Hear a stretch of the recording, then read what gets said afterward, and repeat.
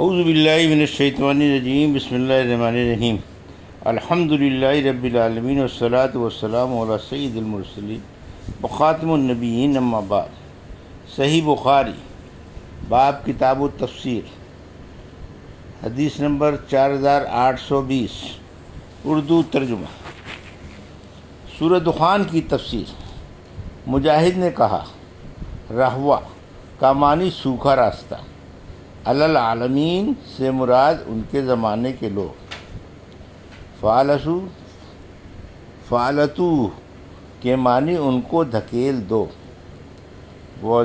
وزوجناہم بحور عین کا مطلب ہے ہم نے بڑی بڑی آنکھوں والی حوروں سے ان کا جوڑا ملا دیا، جن کا جمال دیکھنے سے آنکھوں کو حیرت ہوتی ہے۔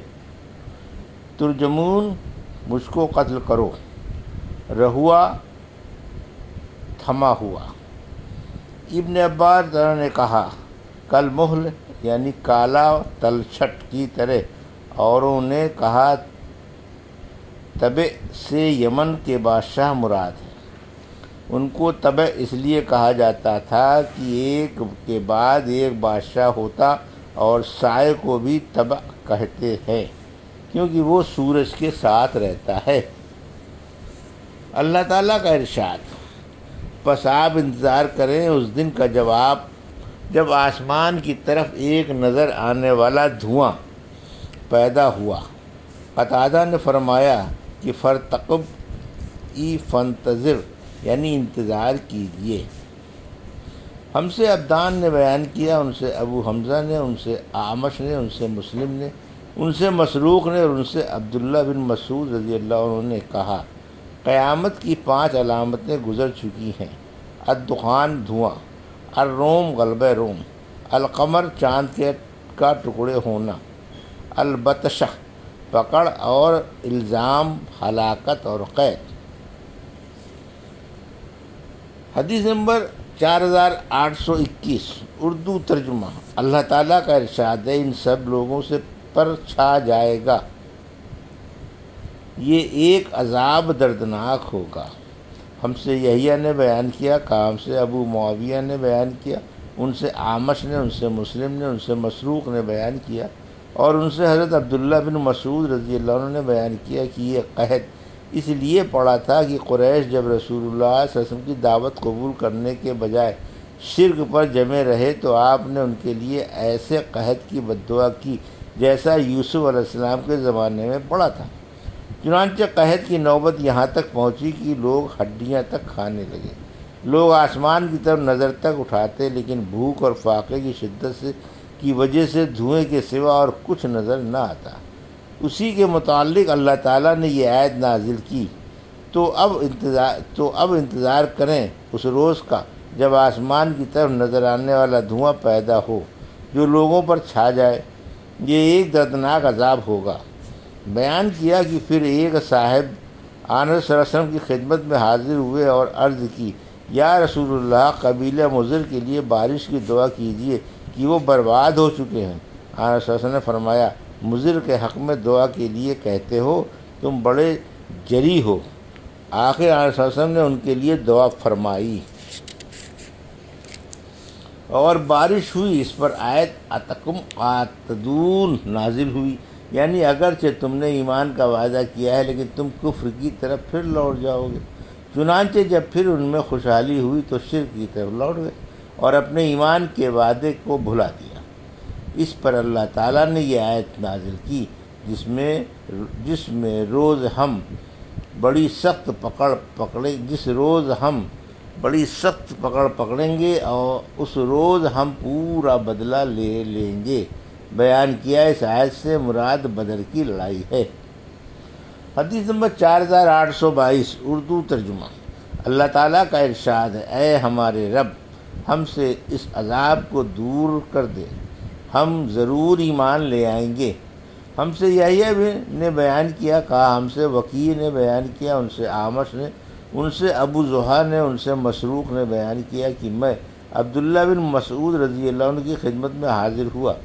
انہوں نے کہا کہ یہ بھی علم ہی ہے کہ تمہیں اگر کوئی بات معلوم نہیں ہے تو اس کے متعلق یوں کہہ دو کہ اللہ ہی زیادہ جاننے والا ہے۔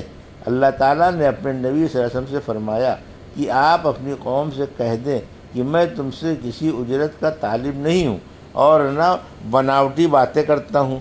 جب قریش حضور اکرم صلی اللہ علیہ وسلم کو تکلیف پہنچاتے اور آپ صلی اللہ علیہ وسلم کے ساتھ معاندانہ روش میں برابر بڑھتے ہی رہتے تو آپ نے ان کے لیے بد دعا کی، اے اللہ ان کے خلاف میری مدد ایسے قحط کے ذریعے کی کر جیسا کہ یوسف کے زمانے میں پڑا تھا۔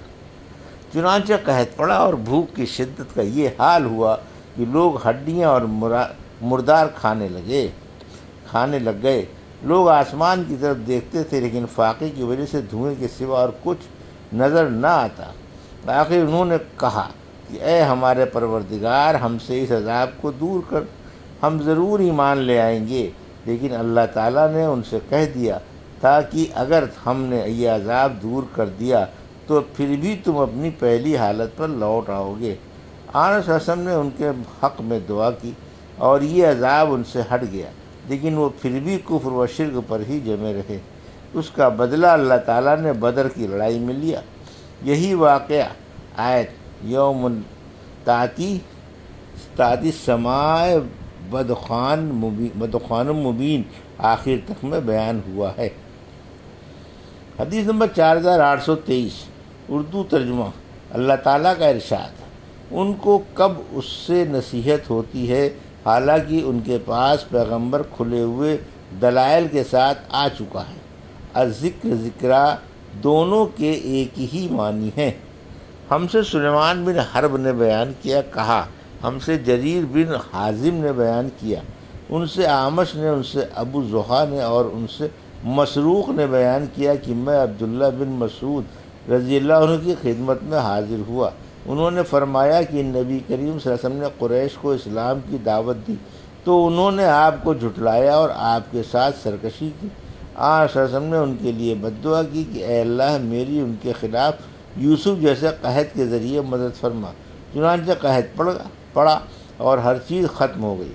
لوگ مردار کھانے لگے۔ کوئی شخص کھڑا ہو کر آسمان کی طرف دیکھتا تو بھوک اور فاقے کی وجہ سے آسمان اور اس کے درمیان دھواں ہی دھواں نظر آتا۔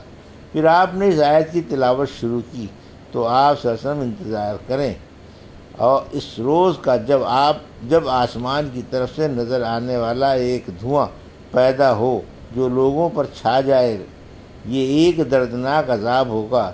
بے شک ہم چندے اس عذاب کو ہٹا لیں گے اور تم بھی اپنی پہلی حالت پر لوٹ آؤ گے۔ عبداللہ بن مسعود تعالیٰ نے فرمایا، کیا قیامت کے عذاب سے بھی وہ بچ سکیں گے؟ فرمایا کہ سخت پکڑ بدر کی لڑائی میں ہوئی تھی۔ حدیث نمبر 4824 اردو ترجمہ۔ اللہ تعالیٰ کا ارشاد، پھر بھی یہ لوگ سرتابی کرتے رہے اور یہی کہتے رہے کہ یہ سکھایا ہوا دیوانہ ہے۔ ہم سے بشر بن خالد نے بیان کیا، کہا ہم کو محمد نے خبر دی، انہیں شعبہ نے، انہیں سلیمان اور منصور، انہیں ابو زحا نے اور ان سے مسروق نے بیان کیا کہ حضرت عبداللہ بن مسعود تعالیٰ نے کہا کہ اللہ تعالیٰ نے محمد صلی اللہ علیہ وسلم کو مبعوث کیا اور آپ نے فرمایا، کہہ دو کہ میں تم سے کسی اجر کا طالب نہیں ہوں اور نہ میں بناوٹی باتیں کرنے والوں میں سے ہوں۔ پھر جب آپ نے دیکھا کہ قریش عناد سے باز نہیں آئے تو آپ صلی اللہ علیہ وسلم نے ان کے لیے بد دعا کی، اے اللہ ان کے خلاف میری مدد ایسے قحط سے کر جیسا کہ یوسف علیہ السلام کے زمانے میں پڑا تھا۔ قحط پڑا اور ہر چیز ختم ہو گئی۔ لوگ ہڈیاں اور چمڑے کھانے پر مجبور ہو گئے۔ سلیمان اور منصور راویان حدیث میں سے ایک نے بیان کیا کہ وہ چمڑے اور مردار کھانے پر مجبور ہو گئے اور زمین سے دھواں سا نکلنے لگا۔ آخر ابو سفیان آئے اور کہا کہ اے محمد، آپ کی قوم ہلاک ہو چکی، اللہ سے دعا کیجیے کہ ان سے قحط کو دور کر دے۔ آن صلی اللہ علیہ وسلم نے دعا فرمائی اور قحط ختم ہو گیا، لیکن اس کے بعد وہ پھر کفر کی طرف لوٹ گئے۔ منصور کی روایت میں ہے کہ پھر آپ نے یہ آیت پڑھی تو آپ اس روز کا انتظار کریں جب آسمان کی طرف ایک نظر آنے والا دھواں پیدا ہو۔ آئدون تک کیا آخرت کا عذاب بھی ان سے دور ہو سکے گا؟ دھواں اور سخت پکڑ اور ہلاکت گزر چکے۔ بعض نے چاند اور بعض نے قلب روم کا بھی ذکر کیا ہے کہ یہ بھی گزر چکا ہے۔